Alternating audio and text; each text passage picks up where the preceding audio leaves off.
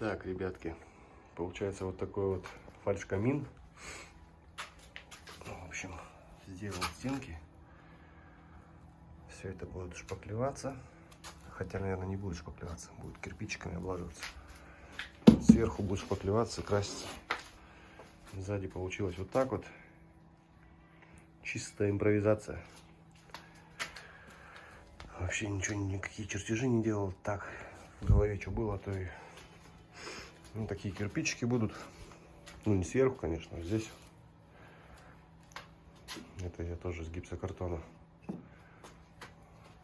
сделал. Буду делать, точнее, еще. Наметил. Порезал как надо. Получается кирпичики. Отрывается вот эта штука. В интернете куча всяких видосов таких. Мочишь с водой, она легко отрывается. И губкой для посуды железной. И получается сразу как узор типа. Вот такие дела. Ну что, будем ждать готового варианта. Решил я все-таки кирпичами делать. Хотя можно было еще что-нибудь придумать.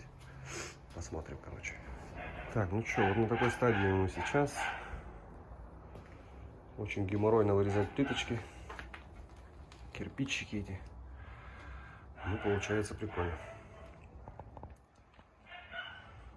Как-то так. Тут еще подровняется у него. И будет нормально.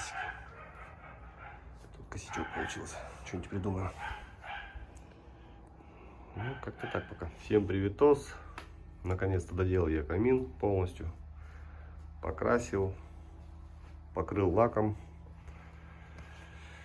Вот так вот получилось. Огонь горит. Так как-то будет он. Ну, ничего, прикольно вроде. В общем, решил я его все-таки покрыть лаком весь. Не знаю, отсюда, наверное, не видно. А, видно. Ну, в общем, вот так вот. Здесь, конечно, косячки у меня получились. Ну, ничего, сейчас отполирую, высохнет. Отполирую. Будет блестеть потихоньку. Ну, вот как-то так.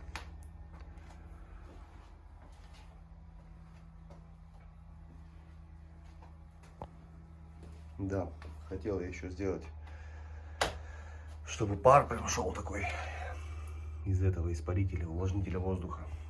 Ну, не стал уже заморачиваться. И сделал просто такие угли.